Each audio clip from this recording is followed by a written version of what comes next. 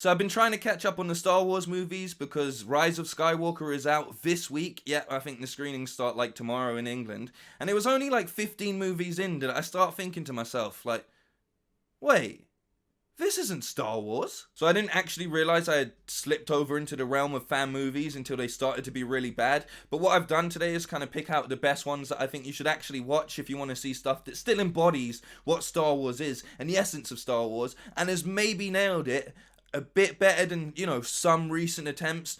Not pointing fingers, not going to say names. But you know what I'm on about. So, with that said, let's get into this. Okay, so the first movie I watched was Star Wars Revelations. Which, I mean, off the bat, you can sort of tell it's not official. By the right of the Emperor's wishes. Considering it was made in 2005, the acting still had a lot more heart than some of the prequels. Now, it's a long 2-day trip to Koran 3. You two are supposed to be Jedi. Try acting like it. And they really tried to take what the prequels had, which is those big cities and CGI everything. And it doesn't really work low budget, but at least it's interesting. You know, they've tried to put something together, and fair play to them. There's not too much I can say about this one. I don't recommend watching it. If I had to give it anything, it's probably a 3 out of 10, mainly because this is what the Emperor's face looked like. Yeah, moving on. So the next one I watched was Star Wars Origins.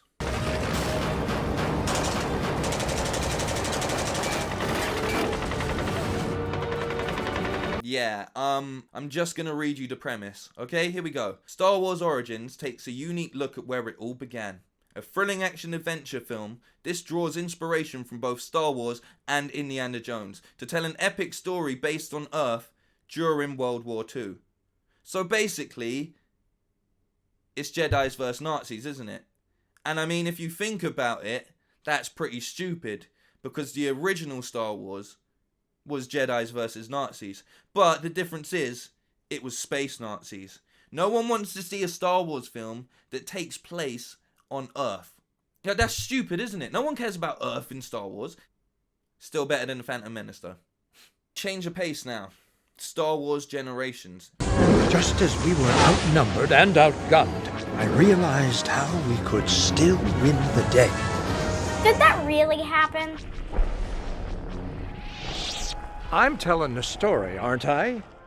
It's the classic take on bedtime stories, but it's got that essence of Star Wars being passed down through the generations, like how Star Wars should be. It's better than the original Star Wars Christmas movie. It's got more heart than the prequels, and the effects aren't so bad. And if you wait till the end, there's a nice little nod in it for you. I'm not going to ruin this for you. Go and watch it. All of the links and stuff will be in the description.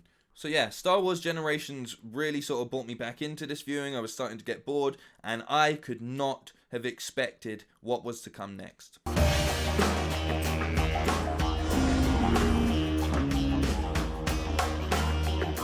That's right, Star Wars in Australia, bruv. Star Wars in Australia. If you're sat there and you're asking yourself, how Australian can Star Wars Down Under be? Just look at this. See? I told you I had a bad feeling about that. Anyway, I don't know about you, X4, but I'm about as dry as a dead dingbat's donger. Grab us a cold one, will you? Yeah, that Australian. Even though it seems like it might be a parody or something, this is probably one of the best pieces of fan film I have ever watched as far as Star Wars goes, and the ones that you haven't heard of yet because they're ultimately ranked better than this one. But until we get there, this one blew my fucking mind. Everything about it. All the designs, great. They've got this version of R2 that's like a little floating robot thing, and he's got guns. Like, what more do you want? They're all Aussie. They're just being as Aussie as possible, and it's incredible. And where else are you ever going to see an impotent lightsaber in the Star Wars universe other than Star Wars Down Under?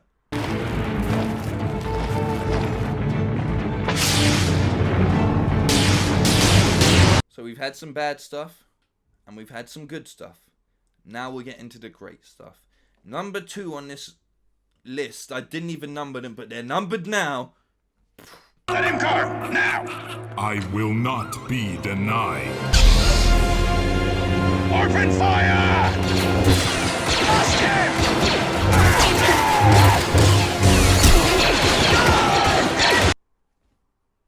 What more do you need to say, man?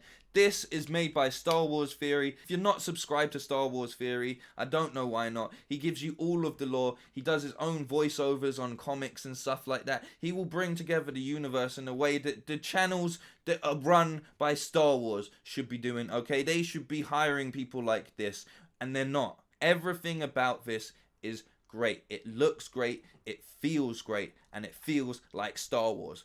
Just go and watch it. Just go and watch it. Like, where else are you gonna see Vader doing stuff like this? Or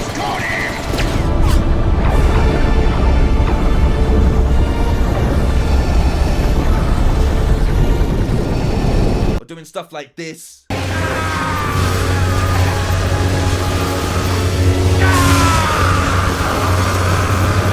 Come on. And that's only episode 1. I'm waiting for the next episode. It dropped 11 months ago. They better be doing the next one, okay? This is the one I like the most. Darth Maul Apprentice. This is the kind of thing that Disney Plus should be doing.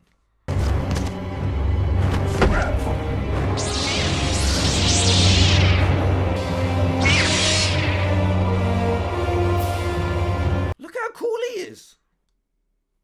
Mind blown, mind blown. I know that there's, you know, some of this typical traits. It looks a little bit cosplayish at times. Yeah. Whatever, man. These people have gone out and they've made better movies than people with millions of pounds budgets to do it. Like, that's the reality. Even the ones that are bad. Even Revelations looks good because of the heart, the time, and the effort put into it. Go watch one of these instead of the prequels. Go watch one of these instead of Solo.